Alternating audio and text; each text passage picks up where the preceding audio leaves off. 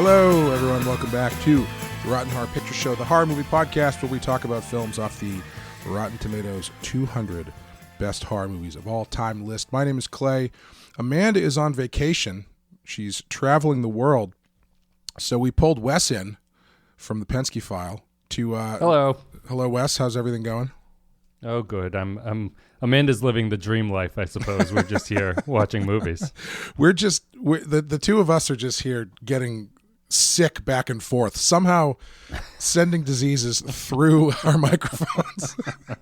That's how the digital world, everything spreads and you can't track its origin, and that's exactly what happened. The bacteria and the viruses have adapted to travel through the airwaves. we're just spitting in each other's mouths two times a week. That's an absolutely disgusting visual. If everything that I say into the microphone sprays out of your microphone. It does. It's like that, remember like Smell-O-Vision TV? Mm-hmm. Where they tried that for a little bit. It was just like ejaculating particles into the air and around your house. That's why, have you ever done, the 4DX movies experience? That's like a thing now where it's like, if you go see Avatar in 4DX, your seat will shake, and at certain points they just like spray you with water. It's like a Disney ride. Yeah. But there's no smell aspect, right? It's just water. There might be. I'm not sure. I've never done it. Yeah, it just needs a lot of water-based movies, I think, to make it effective. But yeah, this one would be a pretty good movie for 4DX. We're talking about Nightmare on Elm Street 3: The Dream Warriors. This used to be on our list. It was locked in at number 200 for a while, but then after the big shakeup, it got moved off. And I was hoping. Is this a wild card? Or this is a wild card? Yes. Oh, okay. I was looking at the list and I was like, "Why are we doing this?" I better brainstorm as to why this movie was selected. So it was number 200. It barely made the cut. It was, yes. The movies that are parked at 200 tend to end up getting knocked off every time they shift it. Because American Psycho was at 200, I think, and I think Black Christmas was at 200 briefly. So I think it's not a great spot to be. This one held there the longest, though. And I was upset when it got knocked off because I was looking forward to doing it with you and Amanda because before we even started the show, Amanda's first introduction to the podcast universe we've set up here. The lifestyle, was on the show we used to do called Real Ripe or Real Rotten, where we would do the highest and lowest rated of a actor or filmmaker's career. And she came on and did Wes Craven with us, where we did Nightmare on Elm Street, Vampire in Brooklyn. Was the lowest rated. Nightmare on Elm Street is still on the list at like number 36 or something. Yeah. And Wes Craven's New Nightmare, which the three of us did together as well. Yep. And so we did not do number 2. We've never done number 2. We have not done number 2. No. Okay. I would. You know what? I would like to do number 2 because, baby, I've been stopped up for weeks. No, just kidding. I wish I had the soundboard. That's my drive time morning humor right there. I would like to do number 2 because I wanted to do the three of us on this one, but Amanda unfortunately was gone. So we'll do number 2 eventually because I think that's a movie it's not good, but it's worth talking about. So maybe we'll get the three of us on for that one. But, and the original is still out there. The feed is still out there. It's on the YouTube channel. So if you want to hear the original, have you guys done the original Nightmare on your own? No. Have we? I don't know. That's a really good question. I can look it up as we do this, but in the meantime, the original podcasts are out there. You know what? I think I put it on. We have not done it ourselves, but I put the three of us when we did it. I think I put it on the feed as one of the episodes that, like, when I needed a buffer episode or something. That's what I'm pulling up here too. Yeah, did it back on episode 53. Yeah. So a while ago. Yeah, I ran through that one pretty quick. This is episode number 97. We're almost hitting number 100. But this is Nightmare on Elm Street Part 3, The Dream Warriors. It has a 68% Rotten Tomatoes score with also a 68% audience score. You usually don't see that very often. I'm surprised the audience score is so low in this one. This is usually a favorite of the series. But had you seen this before? I had, but while watching it, I realized that I completely was not remembering anything that happened in this movie, but I've definitely seen this one. I was expecting, what's the nightmare with the one where the kid has hearing aids? Oh, that's... I could have swore that was this one. 5. It's either the next one or 5. I can't remember. It's 4 or 5. All right, so that was my primary thing. I was like, all right, I remember the hearing aid kid, and I'm pretty sure that this is the movie with it, and that is not in it. But needless to say, I didn't remember any of the kills in this, and I did remember the basic setup of it, but I did not remember anything specifically about it. It seems. Yeah. What's your history with the franchise? This because when we did the first one, you were not a fan of the first one, right? No, I wasn't. So I think I've seen a few of them. Obviously, I don't remember much about any of them. I don't like the first one. You can hear my thoughts on the first one on that podcast. Honestly, I think my thoughts about the first one are going to transcend to this one a little bit too. Oh, okay. Interesting. I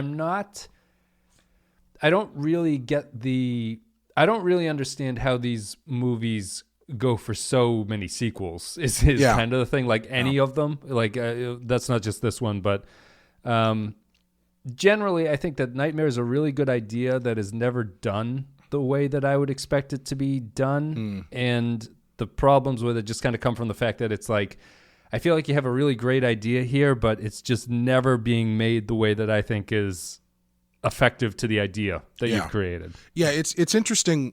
We'll talk about it a little bit, but it's interesting to see the change from 1 to 2 to 3, and then from 3 on, it's basically they're just remaking 3 until the series ends. But yeah, because the next one's called like Dream Warriors or something, or not Dream Warriors. It's called Little Dreamers or something, like Nemo's Little Nightmare, something like that. Freddy versus Little Nemo. That's the movie we never got. Number 5 is The Dream Child, I think. Okay, I can't remember what number 4 is, but I had seen this long time. The first time I saw this movie was way back when at my cousin's house. His uncle used to work at the video store down the street, and so he would always just have tapes that his uncle brought back from the video store. And so Dream Warriors was the ones that we watched quite a bit were Dream Warriors and Gremlins 2. And I think there was probably another one in there, but I can't remember. Yeah. So this was one where I remember seeing it when I was really young, and then I kind of fell off from it, and then a few years later, it was one of those things where I saw it, and I kind of had like this weird, almost dream memory of seeing it. You know those movies where like you kind of you see it so long ago you can't really remember if you actually saw it. And then I didn't get back into it until I kind of got more seriously into these movies, into the horror movies. And so I watched the first one, and then I worked my way through the series. And this one always stood out. The first 3 are much like the Halloween series, which you can hear our coverage of on Patreon. Yep. The first 3 are real interesting, and then they just kind of get sillier and worse. So yeah. But we will get into that in a minute after we play the trailer for you. Take a quick break. We'll come back and talk about it.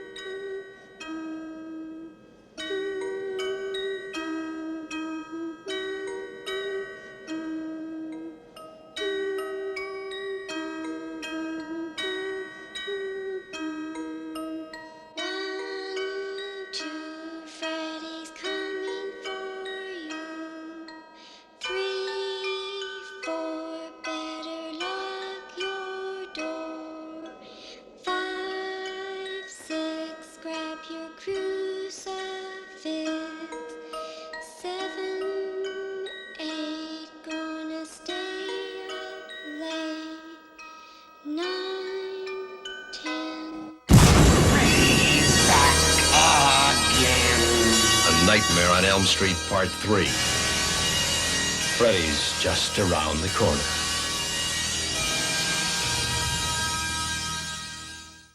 Okay, Nightmare on Elm Street 3, The Dream Warriors from 1987. I always forget how late this series started, too, because it doesn't start until 84. So, like, the slasher boom has kind of already happened. Yeah, I was reading something that one of the reviews was just saying how it was a reaction to the other ones, like when it started and it came out late, and I was like, oh, that's surprising to me that it's like it wasn't one of the original ones that came out, because the first one came out when, 84. 84. Yeah. It's funny because... Yeah, so it is pretty late. It's funny because you had, after Halloween, you had this big boom of what if guy has knife movies. Yeah. Yeah. And then, no one can help you. Yeah. Nobody bothered to put any like real interesting spin on it for the next 5 years or 6 years.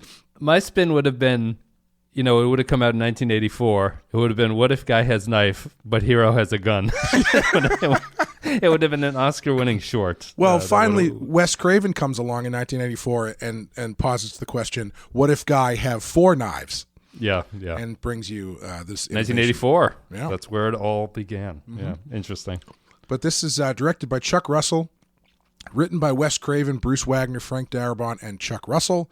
Wes Craven, very tenuous writing job on this. He wrote the first draft, and then it was very heavily rewritten. But there's a lot of stuff in there that is from him, but a lot of it isn't. The co-writer has an interesting backstory. I was looking at him on Wikipedia. Wagner?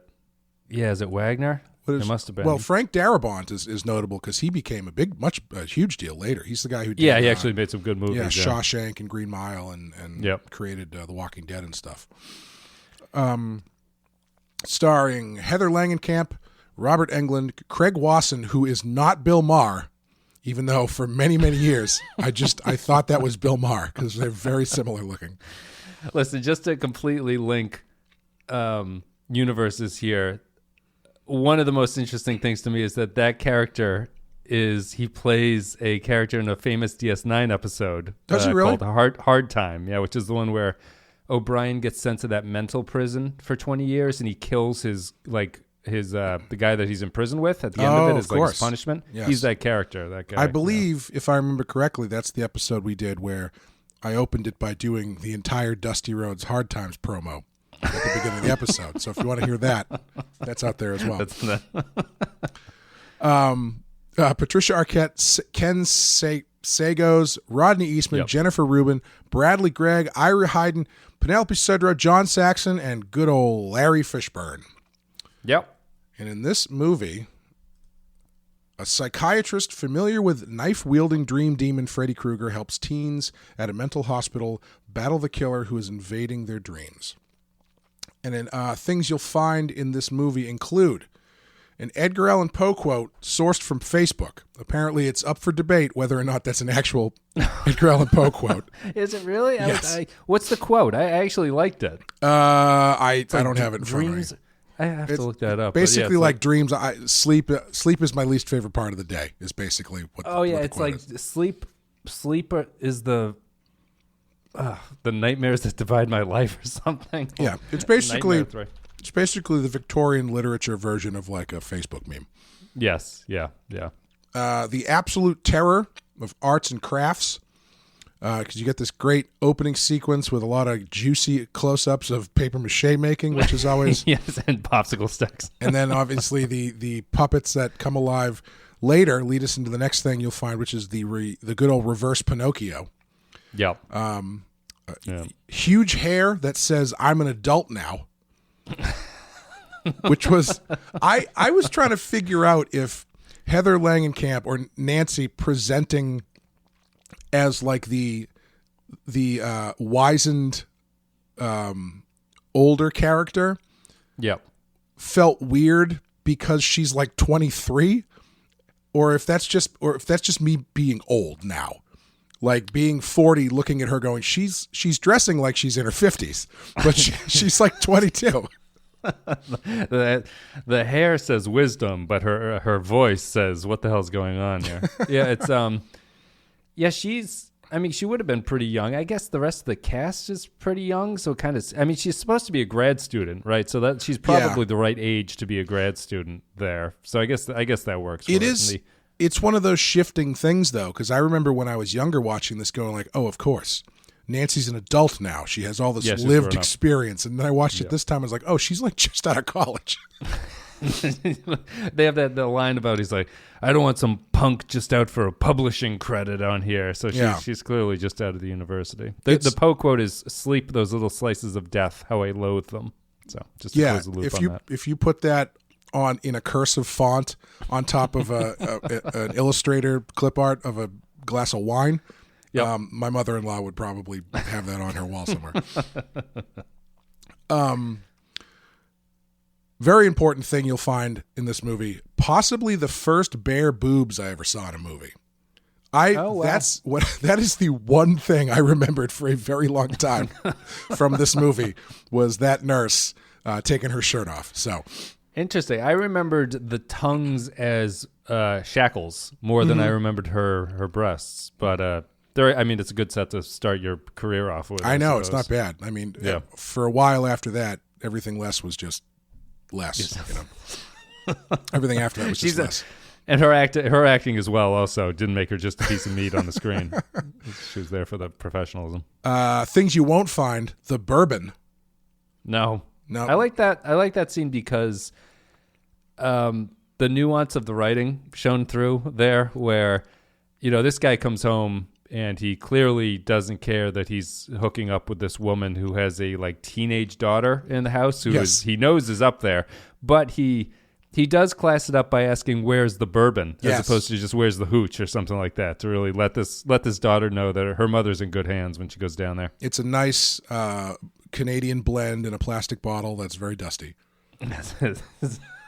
Where's the bourbon? I do have to say it is a great callback, as as mean-spirited as it is, when they do it again in the dream and they cut to Freddy going, "I said, where's the fucking bourbon, you bitch?" I liked his tuxedo. Yeah. I assume that the guy was not wearing a tuxedo downstairs in the original thing, but he puts on a tux. Tuxedo Freddy is a great Freddy. Yeah. You'll find Furious Styles before he moved back to South Central LA. It's always weird seeing Lawrence Fishburne in regular guy roles, because seeing him play this character, which is for all intents and purposes he's doing the stereotypical black guy kind of character. It's really weird. He's always there's two phases. There's Larry, right, and Lawrence, but Larry is always wearing a vintage tee in any role that he's in. And once he became Lawrence, things changed after that, because Boys in the Hood he was still Larry at that point, right? Oh, really? Okay. I think he was still Larry. And that's a couple years away, right? Yeah, that was 91. Yeah. I think that came out. So he obviously went places after this one, but that's a great movie. I think maybe we didn't cover that. No, I've actually never seen that movie. Oh, really? Yeah. Interesting. Oh, I wonder why it was on my mind that we would have. But yeah, I mean, obviously he goes on to do Event Horizon, The Matrix, and everything else after that. He's got a lot of the same energy he brings to Apocalypse Now in this one. Yeah. And you'll find questionable doctoring, which is always good for a horror movie. And finally, the greatest heckle in horror movie history, which is the character who's just shouting at Freddy, and then he just goes, "Krueger, pussy!" That's the black kid, right? Yeah, Kincaid. Kincaid, that's his name. Kincaid, I can't remember his name. I think because he has he's like, "Show your pussy face, Krueger." Show your busted up, burnt ass, Krueger, pussy. Excellent. Apparently he got the job. He didn't want to. I don't think he was really an actor, but he went in to do the audition and he got stuck in traffic in the rain, and he was really mad when he got there. And when he came into the audition, he had to wait for 2 hours when he got there. When he came in, the director said, "Just do whatever you want," and he just started cursing out the director very loudly and aggressively. And the director gave him the part on the spot. So that's funny, because Kincaid is not outrageously angry for that. No. You know? Kincaid is actually one of the better characters. I think he's probably more evenly drawn than a lot of the other ones, because they end up being a lot of just one-note characters. But yeah, we can get into that in a minute. So, Nightmare on Elm Street Part 3. Nightmare Part 2, critically panned, but it was a huge hit, and so they went back to Wes Craven for new ideas.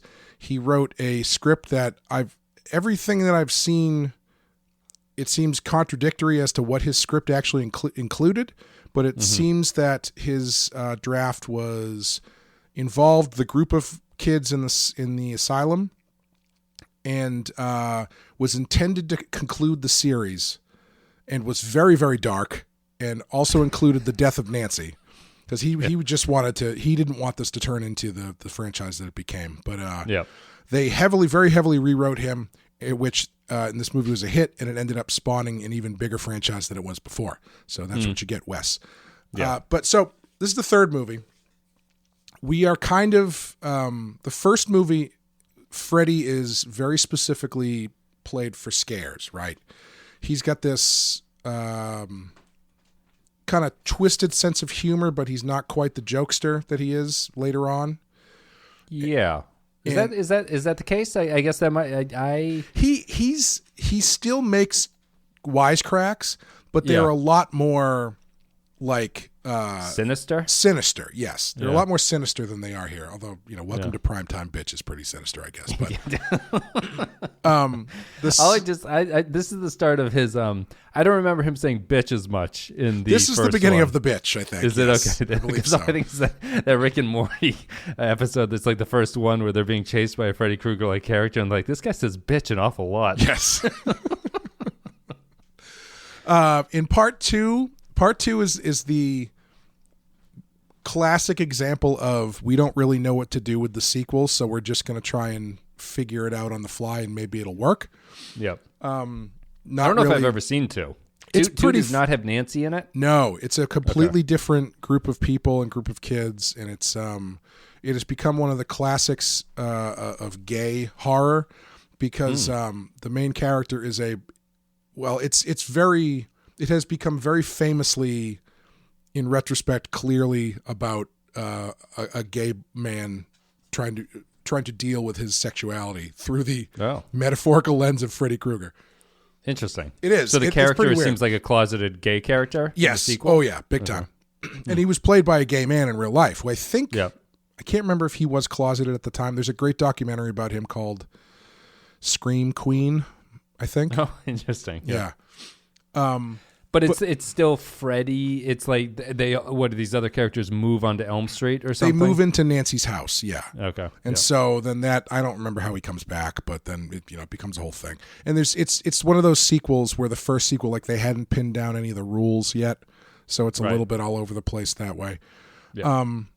And so then when you get to this one, and it's kind of become they've kind of figured it out, where it's really turned into a set piece film, where they're taking the high concept, which is Dream Monster, and basically they keep doing these set pieces of like big special effects showcases, and you're 1987, you're right in the pocket of like the best in physical practical special effects and stuff. Yeah. And he gets a bit more catchphrasy.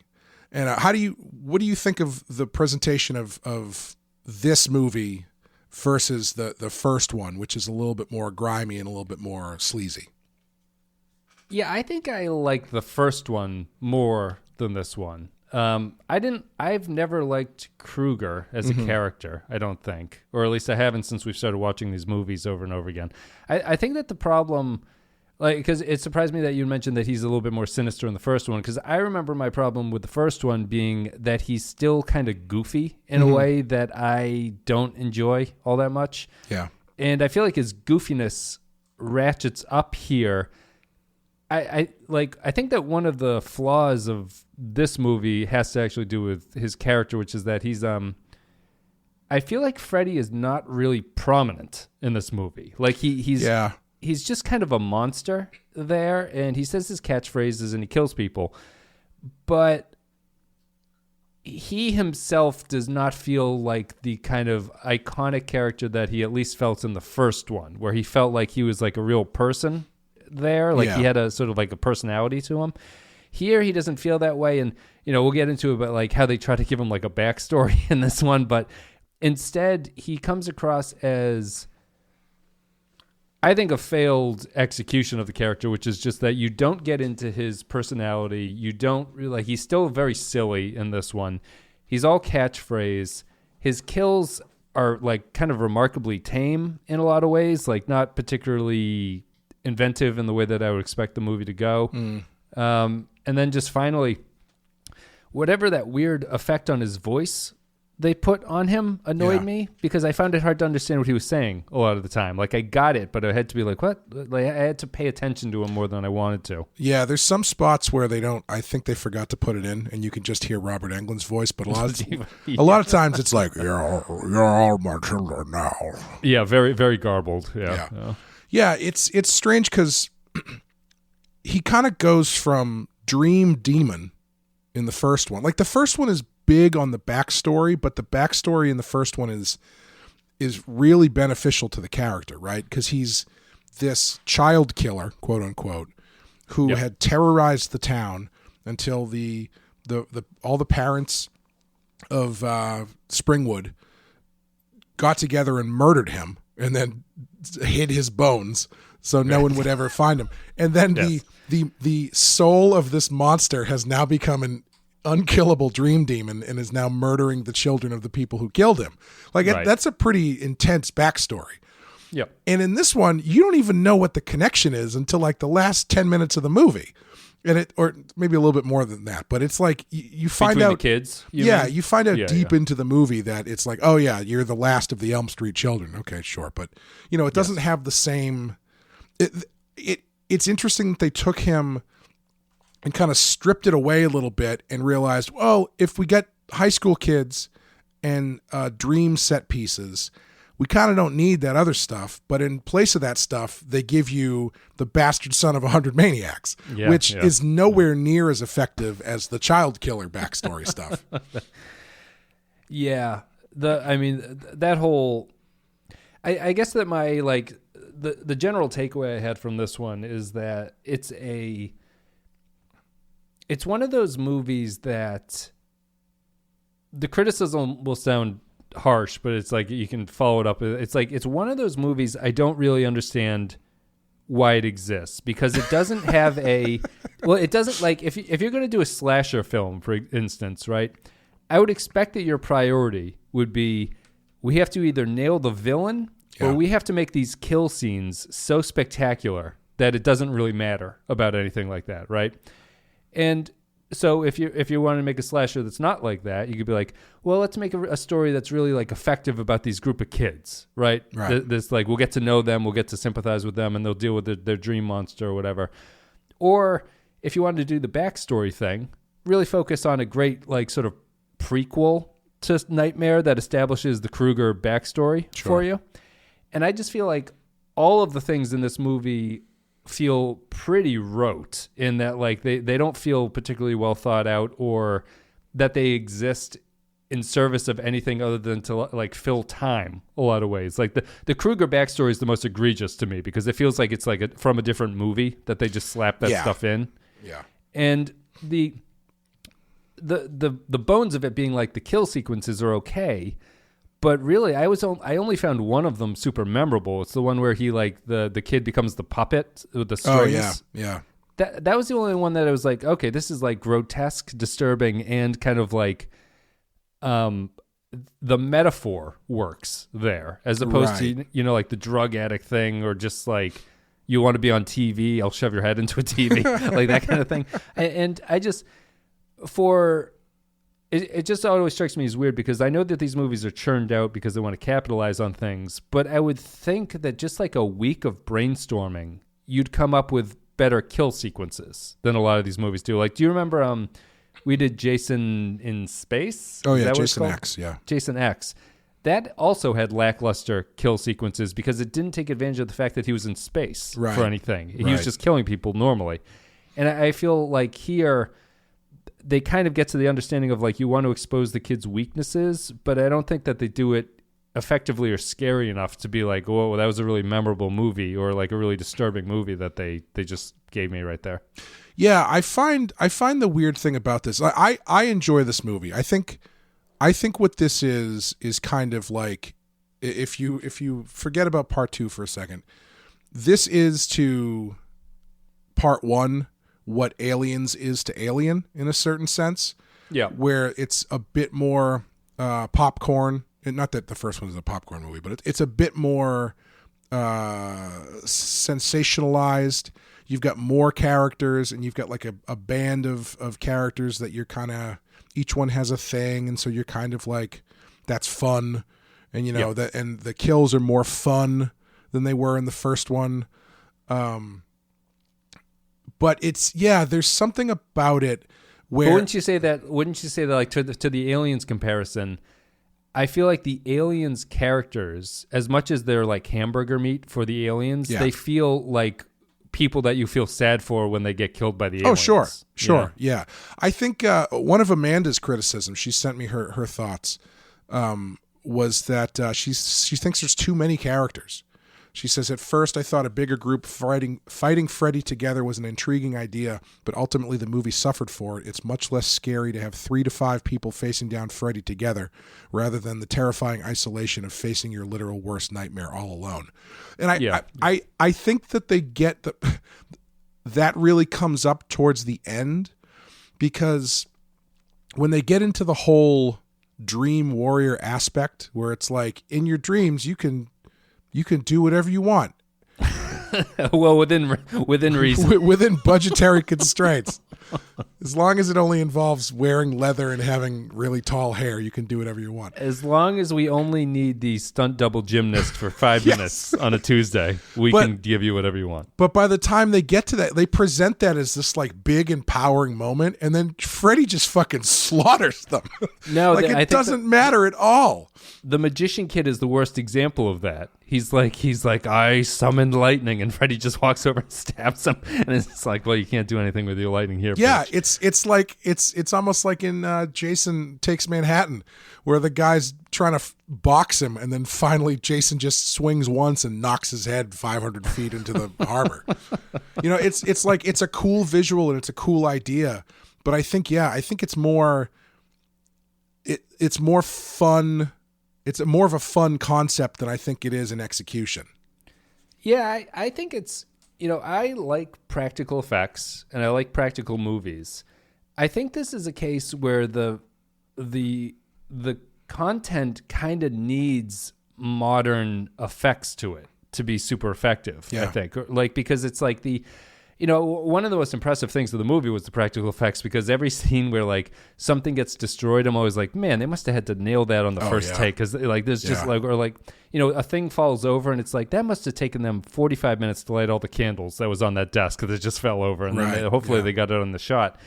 And I think that like the practical effects are kind of limiting in how scary it can be, just because this is supposed to be a dream world where things are supposed to be a little bit more surreal, would be my understanding of what they're doing. Yeah. And so the practical stuff just kind of doesn't, it's like it's not a bad effect, but the early one is where she, like, Krueger is behind her. I think it's fairly effectively set up. He's like he's chasing after Kristen. Is that the main character's name? Yes. The Arquette character, and she's carrying the little girl. Yes, Kristen. And she's stuck in the mud, and she can't run through the mud.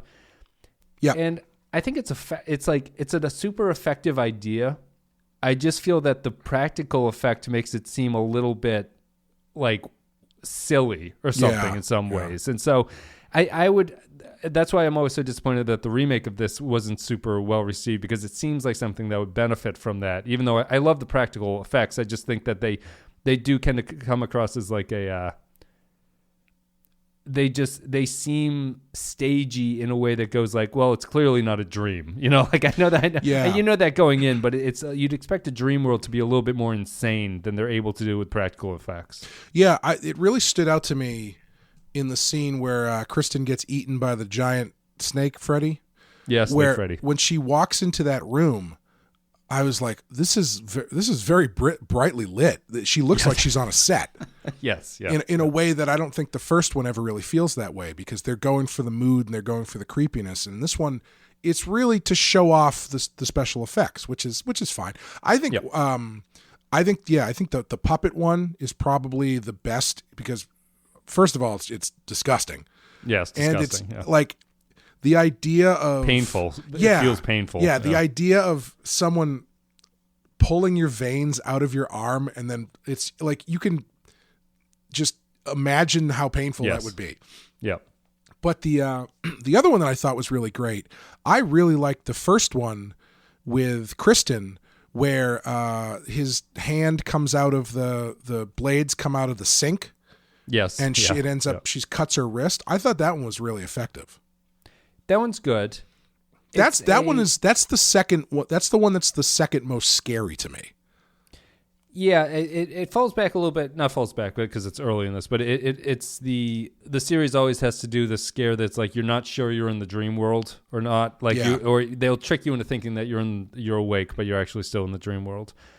I like that one. They do that like 5 times in this movie. Yeah, they realize that because it's a lot of. You would think it'd be much more common to just your dream is just like when you fall asleep, you wake up in bed and you get out of bed and you're just like, well, it's the morning now. And then you're like, oh, actually, I'm dreaming still. It's just whatever happens when I shut my eyes is what happens in the dream world. I think sorry, go ahead. No, it's just like that one's effective. I think that the puppet one is the most effective. They kind of move down from there. Like eventually, I think that the kid just being held over the pits of hell is kind of a stupid one. Like that's just you've run out of complete. You have no idea what you want to do with this character, and that's the kid who can't speak, right? Yeah. Yes. So that's his thing. But I think the drug one is a good example of the failure of the characterization because I feel like that one should be much more tragic and twisted than it is, right? And she's sort of set up as a drug addict, and it's like the wardens or whatever you want to call the people or the orderlies or whatever in the hospital kind of play up on that fact. But when it gets down to it, it's just he stabs her with his knife hands, which have turned into syringes in the arms, and that kills her. And it's not I guess to go back to it, like the Krueger thing. I would find Krueger much more effective if he was more of a manipulator than he is. Yeah. And because I feel like they're setting that up with the child stuff, which is that like, like you can correct me if I'm wrong. There's no dreams where he like lures them in their dream with, candy or anything or says like step in to this. He does that more if I remember. I think he does that more in the first one where it's not. Does he do that in the first one? He's not doing like, pulling a van up in front of, but he's being a bit more seductive to them. Yeah. Or he's leaving breadcrumbs that entice you to follow him instead of just jumping. I mean, he does plenty of jumping out at you, but like in the first one, there's the scene where Nancy falls asleep in class and then she goes out into the hallway and sees her dead friend in a body bag, and which then gets like dragged down the hallway, and then she follows that and ends up in the boiler room. So there's a bit more of that sort of dreamlike, enticing nature to the set pieces in the first one as opposed to this one.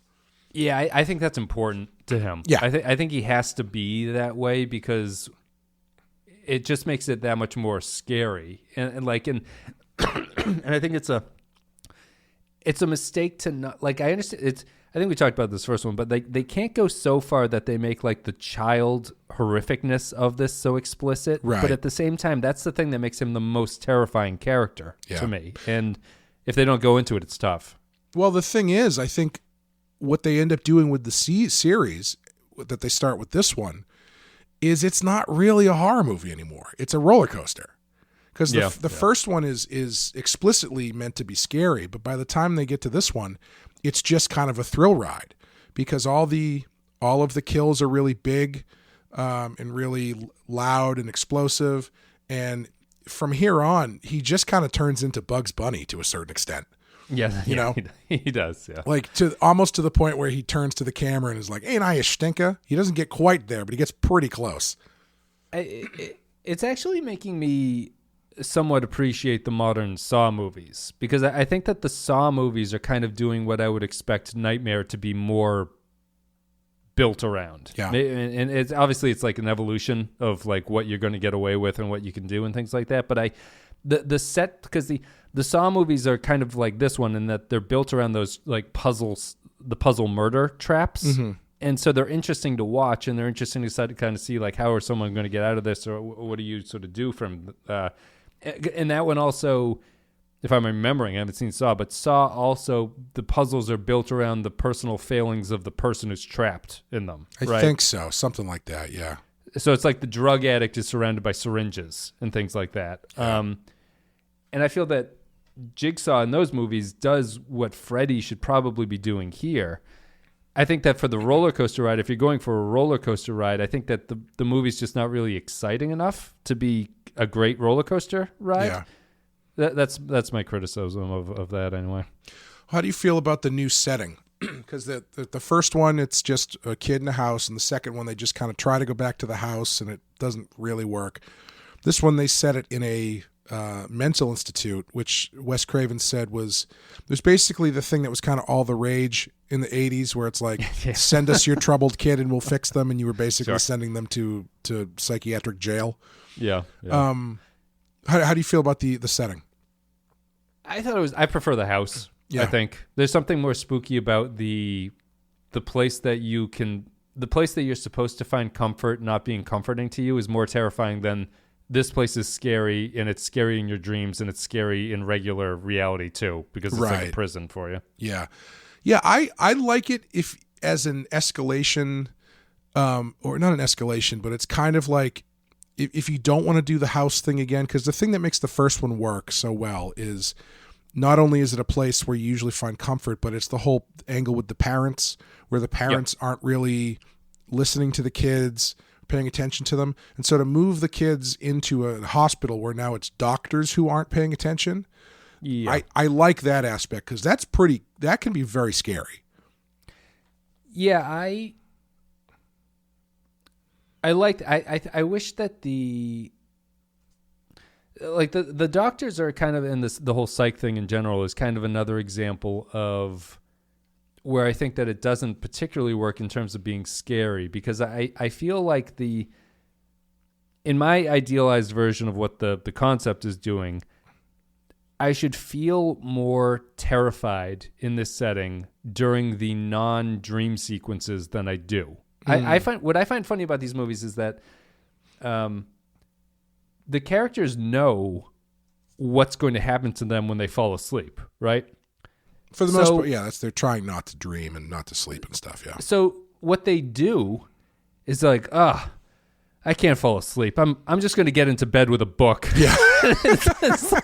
it's like, why don't you guys go out and do some exercise or something? You know, like I feel like a lot of the terror of this should be the exhaustion that they're all feeling, that they can't fall asleep, and like the wearing on them and stuff like that. But the kids are all pretty perky, and when it's time for the orderlies to come and put them to bed, they're just like, hey man, if you hear me whimpering, do you mind waking me up so I don't get killed by Freddy Krueger? And I feel that there's like, the setup is just so dripping with like this dread of what's going to happen to you, because that feeling of I can't fall asleep is it's such an enticing feeling when you're so tired and you're like, I just want to go to bed. Yeah.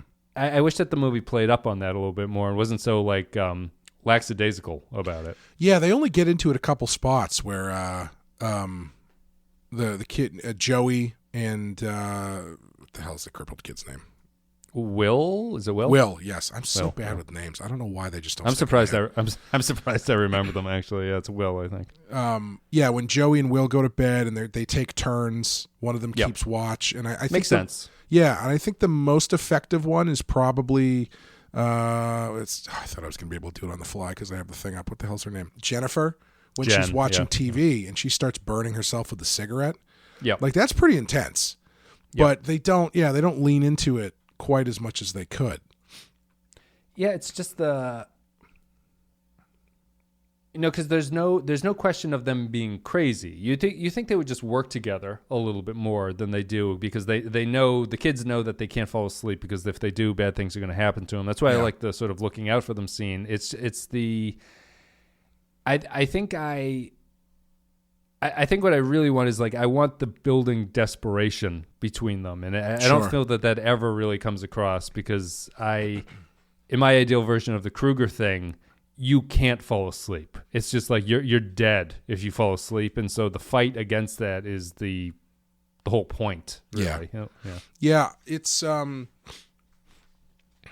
as they do more of these, this one it kind of shows why Friday the 13th ends up being more consistent for the most part than this series, because Freddy is so tightly linked to the Elm Street concept that every time that they do another one, they have to come up with some excuse or some backstory or some lore to explain what's going on. Whereas in Friday the 13th, it's like, no, people show up where Jason doesn't want them to be, so he kills them all. Right. And, and he can move around. Yeah. He's mobile. Yeah. But having it feels like they're just tacking so much on when you get into, like, the stuff with his backstory. Let's talk about the backstory. We find out that he's the bastard son of 100 maniacs, as told to Craig Wasson through his mother's ghost, I guess. Yes, yeah, his mother's ghost, who's still serving as a nun in the afterlife. Yeah, fortunately for her. Yeah, and it's just like it's a great line, the bastard son of 100 maniacs, but I don't know. That was 10,000 Maniacs' original band name. They were actually called the Child Killers first. You could tie it into the Krueger backstory thing. Like, where do you stand on Freddy here? Like, is Freddy overrated, underrated, or appropriately rated as a cinematic character? I really like Freddy. He's always been my favorite of the 80s slasher characters. I think because he has the most personality. Sure. Yeah, he's not just a man in a mask walking around. Yeah, but I don't really know if the stuff that they add on really matches the personality he has. You know, because he's kind of like I said, he's kind of turning into Bugs Bunny a little bit. And, like, they don't even really try to make him scary in this movie. He's just, even from the first scene, they do one kind of Freddy in shadow shot very early on. And then after that, he's just, like, full face in the camera and, like, lit pretty well. And so it's a weird adjustment for him as a character, because, he ends up becoming, I don't really know how to describe what he turns into, but he just turns into a cartoon character. Yeah, he is, for the most part, I think. I think his personality is lacking, just because to me, it just ties in again to the kid thing. I just don't see him. I find him too sort of constantly cruel, in a way that it makes me difficult to understand how he accomplished what he accomplished when he was alive, if that makes sense. Like, I need a little bit more of, like, charm from him or something like that. Like, he's just so angry all the time. And I would think that being this sort of dream master that he is, right? Like, he's like this, he controls this dream world where he can do whatever it is. That's the name of the fourth one. You just reminded me. It's Dream Master? The Dream Master, yes. Okay, well, here he is. I'll get the story credit. I just think that he should have a little bit more confidence, and it shouldn't just be him running around after people. Like, I feel like it's a big problem, is that, like, he can bend this universe to his will, and he still just chases people around and falls down when they hit him with a broom and things like that. It's very silly. That is the thing that's so strange. Like, when Taryn, the punk girl. Yeah, the punk. When she has her standoff in the alleyway, she, like, stabs him with a short knife, and he's like, "Bro!" You know, and then, like, And then after that, he kind of remembers he's a dream demon, and he's like, "Oh, Yes. right, I can turn my fingers into drugs." I can inject her with poison. Of course I can. Which is, that's a good example of where I think the tone is weird, because like all of the dream warrior stuff is presented as like empowering, and this is the thing that's going to help us beat Freddy. And then when you stand off with him, he's like, "You're a fucking drug addict, aren't you? You dumb, you gross drug addict, and you want some drugs in your arms." And she's like, "Yeah, I do." And then he just overdoses her with drugs. That's her end. That's her arc. No, you would imagine in a well-constructed plot that the characters would like some of them have to die. Obviously, it's a slasher, but like there needs to be a sense of, even for the main character, I'm not sure what she's overcoming here. It's like a personal failing of hers that Freddy can't take advantage of. It just seems that she survived the longest and therefore she wins. But yeah, I think there's a whole range of more twisted. Freddy should basically in this movie be the bad psychiatrist. He's like the twisted version of the doctor in the real world. Yeah, I think that brings up another thing that I wanted to talk about, which is I feel like this movie is I feel like overall it like works. It just works pretty well for me. Yep. But when you kind of like really parse it out, like there's like 5 different protagonists in this movie who all don't really have a thing they're after. Like Kristen is presented as the protagonist, but she's really only there to facilitate getting into the dreams. Yeah, she has the dream power that can pull people into dreams. Which is a whole nother kettle of fish we can get into, is why she has these powers.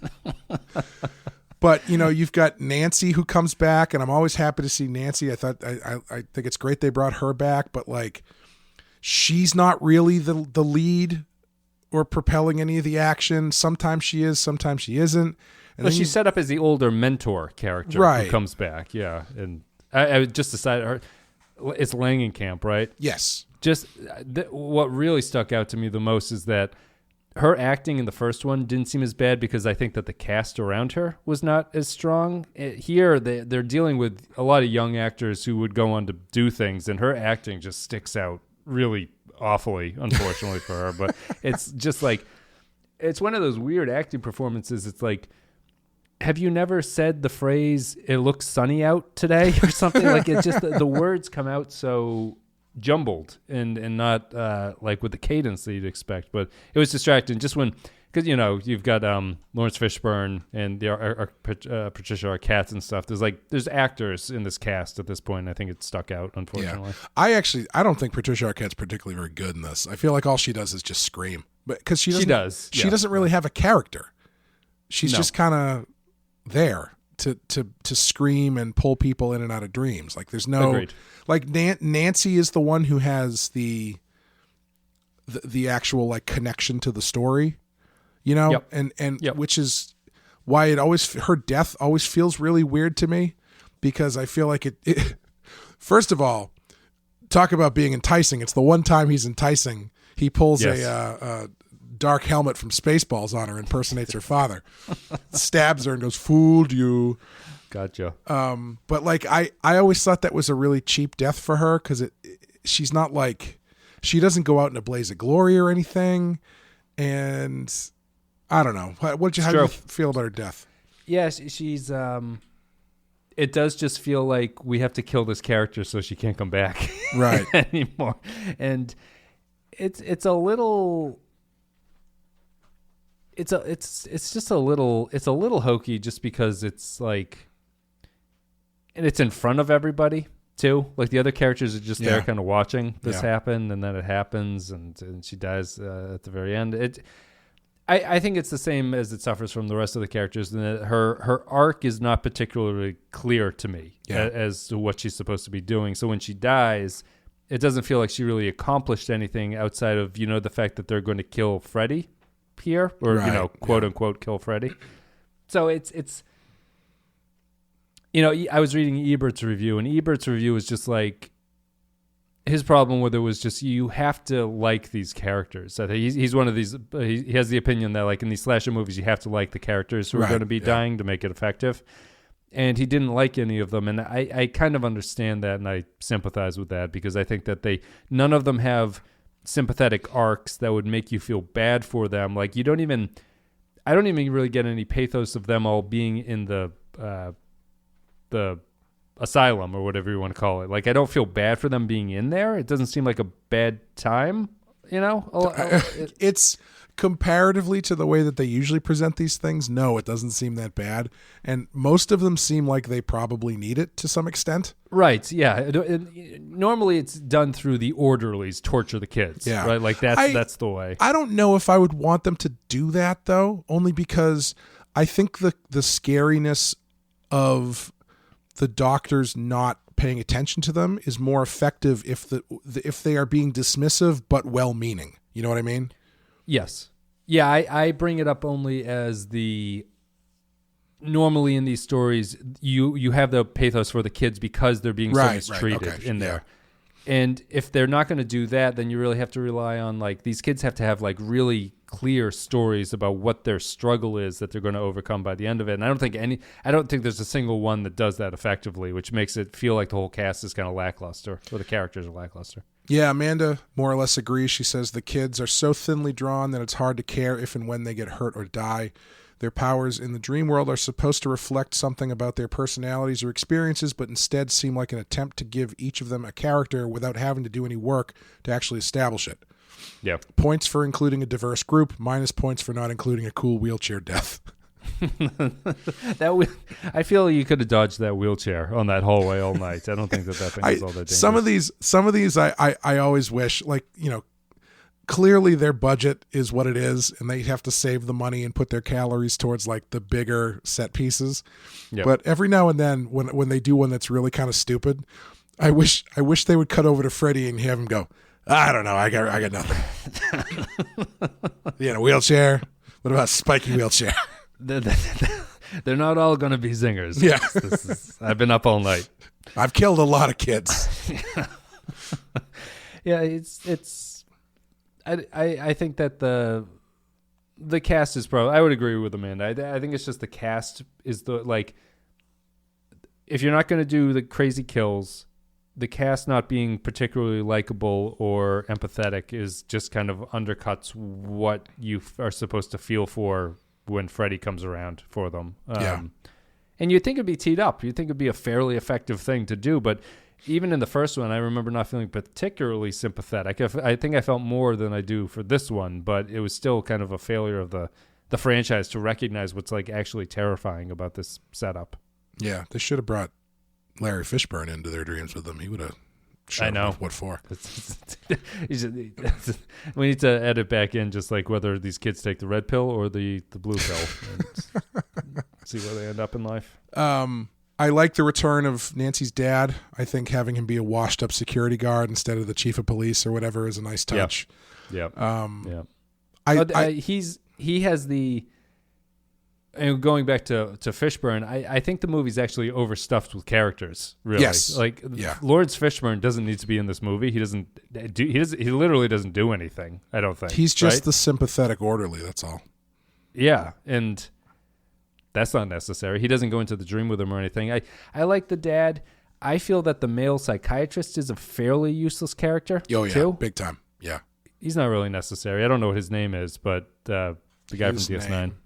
Is Dr. Neil Gordon. Yeah, I think it's tough because, like, if you take him out, I think that makes sense if, like, the whole thing is Nancy is the doctor or whatever. Yes, yeah. But then to facilitate the ending as it stands, you need to get someone to go get the bones. Yeah. While Nancy is going into the dream. I think the dad could do that alone and get killed there by the bones. I think that's effective. He could, but I do like that he's never entirely on board. Once they get to the car wrecking place, and Craig Wasson starts, like, digging through things, he makes his way over to the car to find out that the keys are there, so he can't just drive away. Yep. Like, that stuff is pretty good. But yeah, I think you could probably, because that's what I was talking about. It's like there's so many just, like, scattershot plot threads. And we didn't even talk about Hypnosil, which is kind of a big thing to drop. That there's when he's looking at the computer. Yeah, there's this psychotropic or whatever you want to call it drug that stops you from dreaming. Did they take that? What is the point of that story thread? Yeah, it's Nancy takes it. Nancy takes it, takes and it. then she recommends that they take it, and so he puts them on it, and then. Sorry. Is that so? She's been taking it her whole career as a grad student. Is that the understanding? I think so. Yeah. Okay, gotcha. And after the head nurse finds out about it, she fires the guy, and Nancy. Yes. Right. But yeah, that's Okay. I'm kind of happy they don't try to run that down any further, because like as soon as I saw that and I saw him pull that up on his computer, and I was like, man.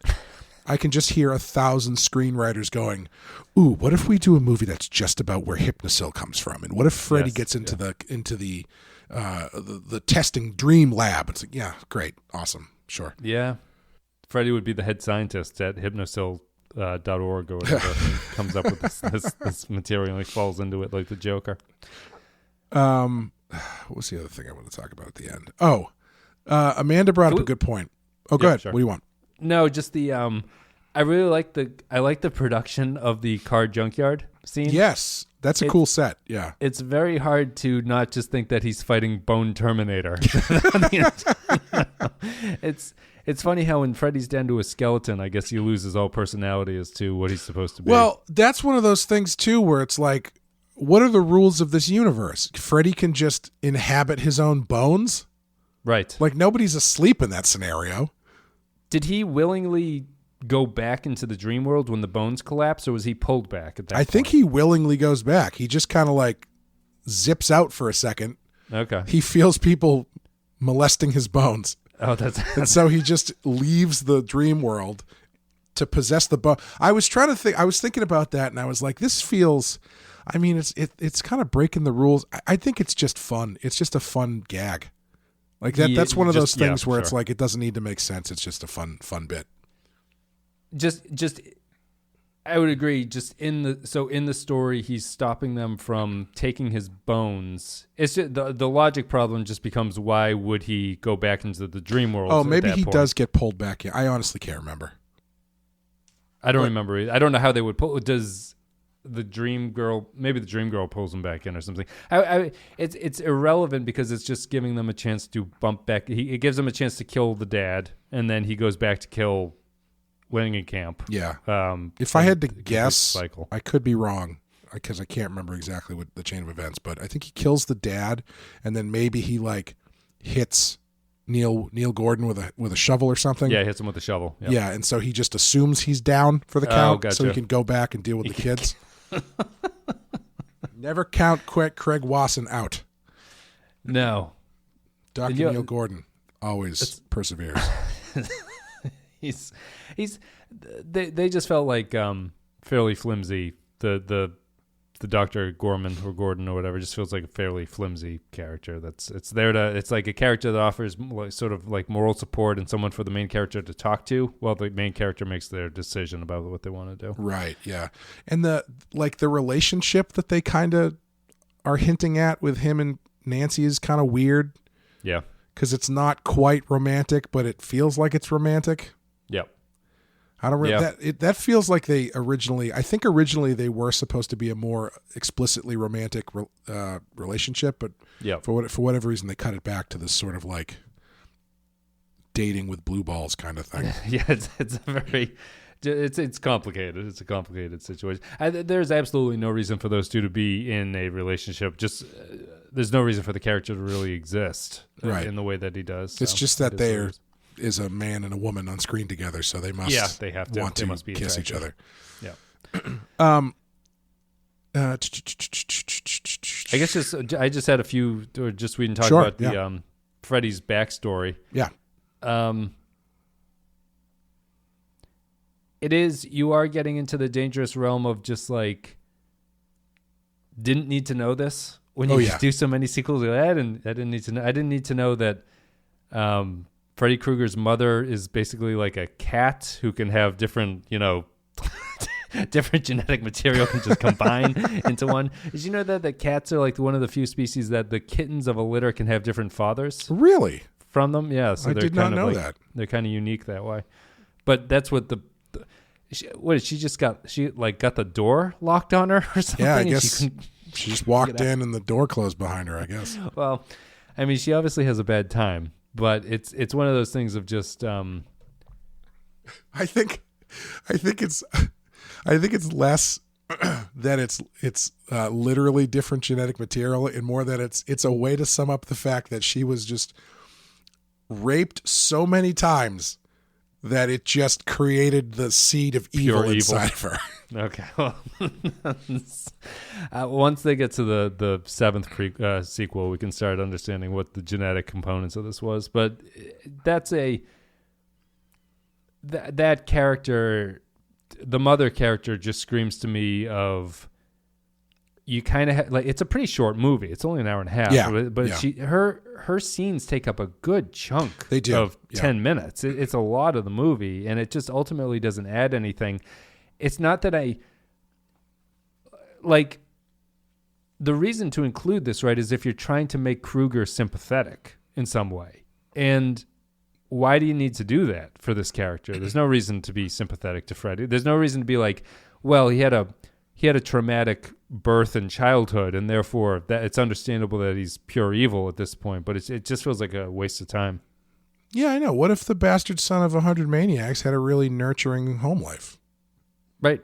It would prove forever nature versus nurture. Yeah, nothing to say that he would necessarily turn out to be a horrible child killer. That's right. You can't be prejudicial towards this kind of person. It's a real, like all of the space taken up by that stuff could have gone to the other characters. And it goes to the doctor character of all the characters. I know. The male doctor is the one one who who it's not gets even to talk Nancy. To it's not even Nancy who finds that shit out. It's this guy who doesn't know what's going on at all. He's like, who is Freddy Krueger? Yeah. But yeah, I think one of the things that's really fascinating is that every time I've heard people talk about sequels for these movies, it's like the first thing everybody pitches is, well, we want to get into Freddy's backstory. Right. It's like, why? What do you need to know about where Freddy came from that is going to in any way make him more scary or a better character? I mean, it's always Robert Englund because, of course, that means he gets more screen time the more old Freddy stuff they do. But he had a pitch for this movie that they didn't use. And John Saxon, of all people, also had a pitch for this movie that apparently connected all of the murders on Elm Street to the Manson family. Sure. Yeah, so apparently the Manson family did all the killing and blamed it on Freddy Krueger. Who was then killed after being wrongfully accused. Yeah, I mean, it's kind of... I feel like the franchise just kind of lashes out for anything to grab onto. Like a good example, like I actually think that could potentially be interesting if Freddy Krueger was not the guy. Like, because it's a weird. The backstory itself is kind of strange to me in that the parents don't do anything, in my opinion, that deserves their torture. Like, they didn't kill the wrong guy, right? You know, like killing the wrong guy would kind of give Freddy Krueger a reason for wanting revenge in this way. And what's kind of pathetic about it is that they took a child killer and they like superpowered him through this process. Yeah. And I don't think that like the ethics is something that the movie's not really interested in talking about. But to me, it goes hand in hand with what did you think in this movie about?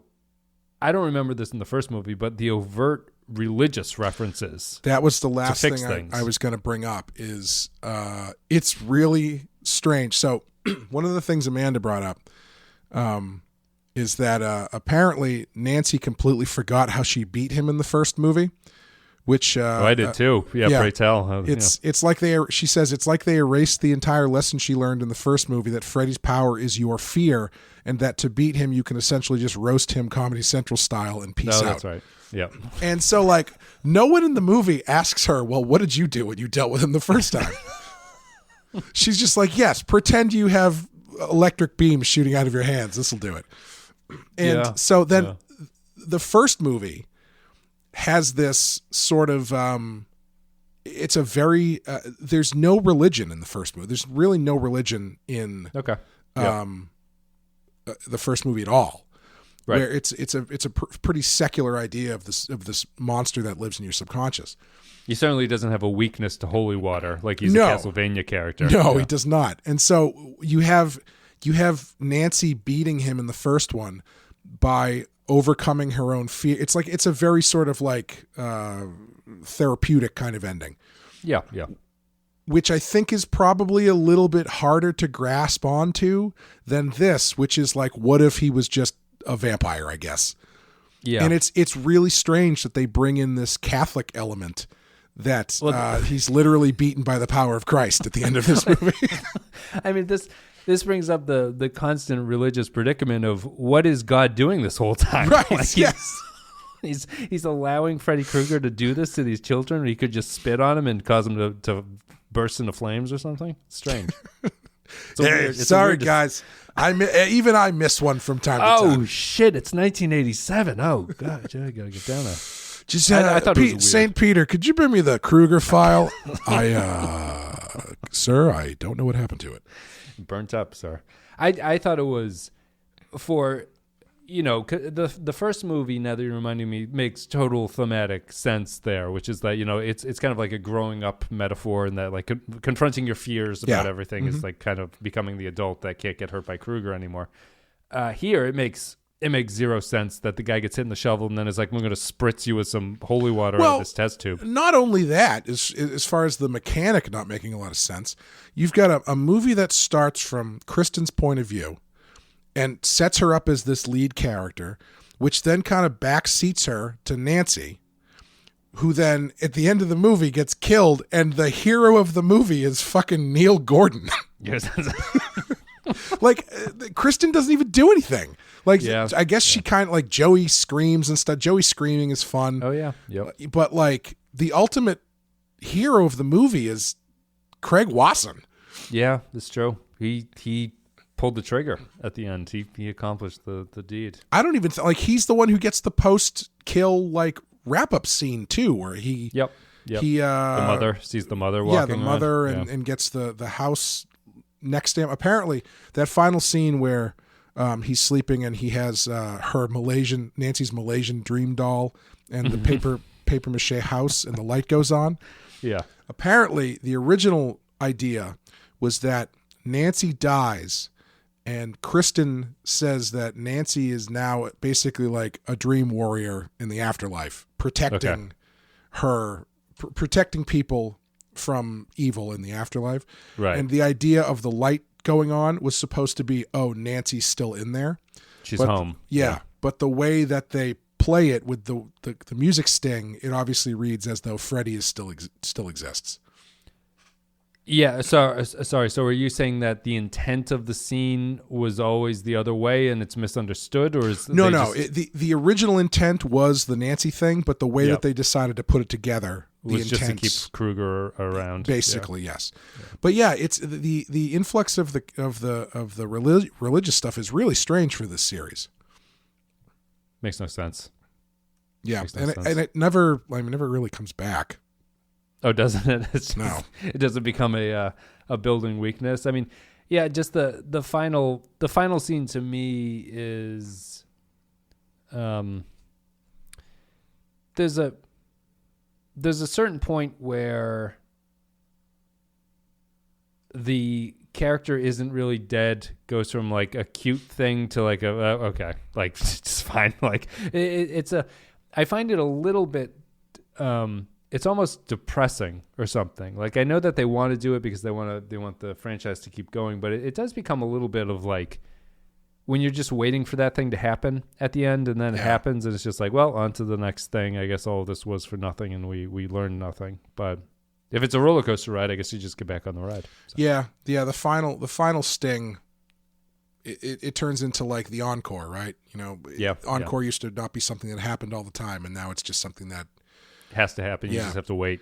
Yeah. When I saw Weird Al a couple of years ago, he had the best encore break I've ever seen, because he finished his set and then he and the band just hung out on stage doing Drinking nothing. water. Yeah, yes, literally, like sitting around checking their phone, drinking water while the whole place was clapping, waiting for the encore. And then like at a certain point he checks his watch and like does the roundup signal, and they come back and all pick up their instruments again. They're like, "Hey, thank you," you know.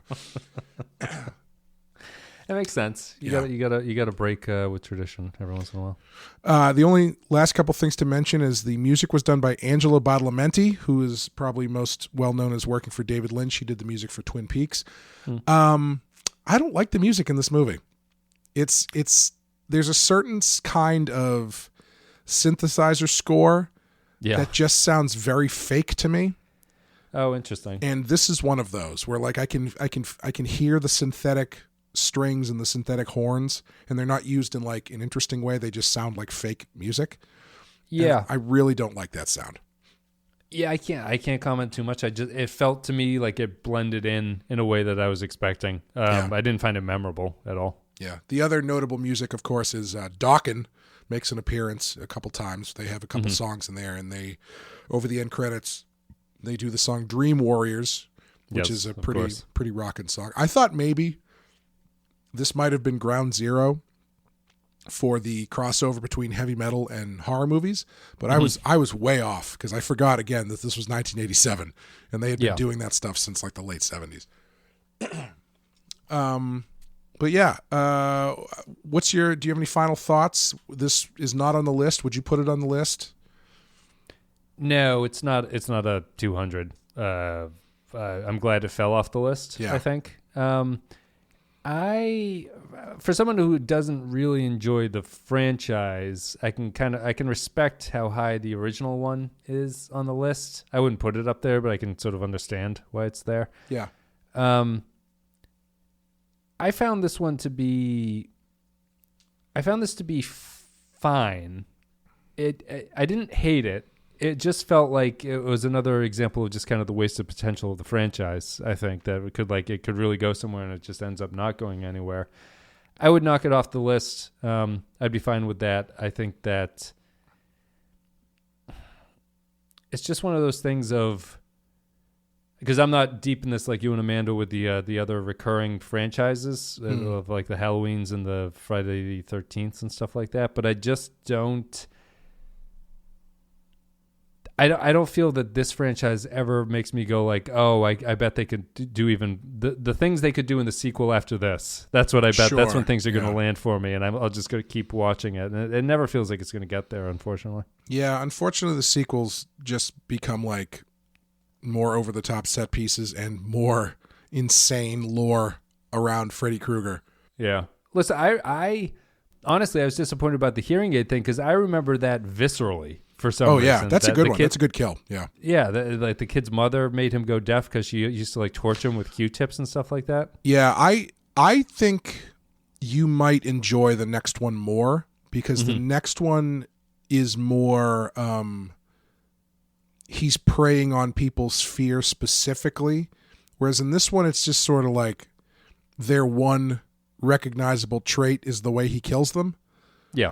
Yeah. In the next one, it's the same thing, but like their recognizable traits are more deep-seated, like insecurities and fears, like the hearing aid kid, or I think 4 is the one where it's got this one of the characters of this girl who's really into bodybuilding. Okay. And so when Freddy gets her, he basically like Monty Pythons her, where he just like feeds her until she explodes. Oh, gotcha. Yeah. And then there's one girl who's like afraid of bugs, and he turns her into a giant cockroach, and then it's like a lot more creative and like mind fucky than this one is. Yeah, I guess that's how because now that I'm thinking about it, the closest, there's kind of an analog to Willy Wonka with Freddy Krueger in a lot of ways. Yeah, they both have hats. They both have very complicated structures that they build around them, but like because the Wonka thing is about the punishment of the bad kids, right? To get the thing, and this is the other way. But I feel you could invert it in some way where Freddy Krueger is like doing we were complaining about you have to like the kids or something like that, but there is a way I think where you could have a bunch of unlikable Willy Wonka-esque kids, and Freddy Krueger is the salve that releases all the tension. But I don't know how over that would go. I feel it's really weird. I mean, this is kind of why Wes Craven made New Nightmare to an extent, but it's weird when the character you're cheering for is his most notorious trait is that he was a child murderer. Yeah, no, it's impossible to flip, I think, comfortably. But yeah, I think if I remember correctly, I do remember we had this conversation when we did the first one. Mm-hmm. And after we talked about the first one, I watched the remake, and if I remember correctly, the whole movie brings up the possibility that Krueger wasn't, like, they killed the wrong guy. Sure. And then at the end, it's like, no, he actually was a pedophile. Yeah, because that's how you have to. That's how you have to. I do give them kudos for upping the ante to pedophile in the remake. I don't think they make that explicitly here. But no, they explicitly say child killer.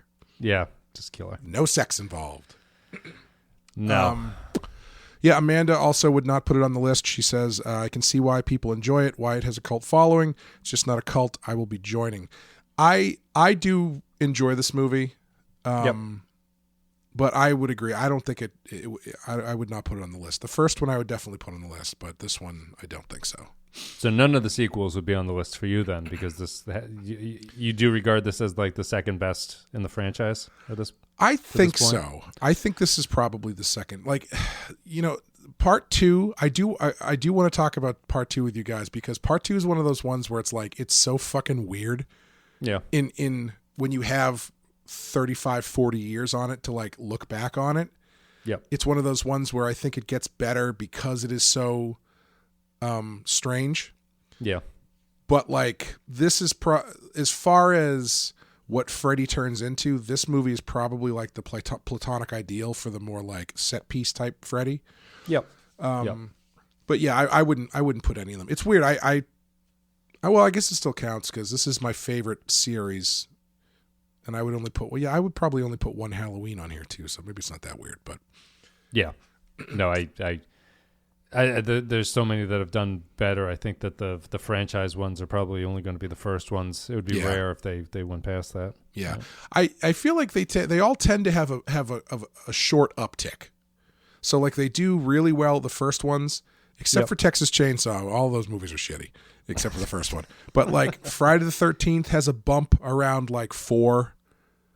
And Halloween, the first 3 are kind of interesting, and a lot of people really like Halloween 4. I don't really care for it. This one has an interesting bump around 3 and 4. So they kind of start off strong, dip a bit, and then come back. Yeah. But not got quite to figure to out the idea. Height. Yeah. Yep. Yeah, I think that's going to do it. The next movie we're going to be doing is number 36, which is Night of the Hunter, in which my cousin Dan, who runs the website Shadows of Noir, which is a film noir website and podcast, is going to be joining us for that one. Mm-hmm. So that should be fun. Thank you, Wes, for joining us. I'm sure you're going to be back the episode after Night of the Hunter. We haven't figured out what the movie is yet, but we'll get to that. I'll know by the time I do Night of the Hunter.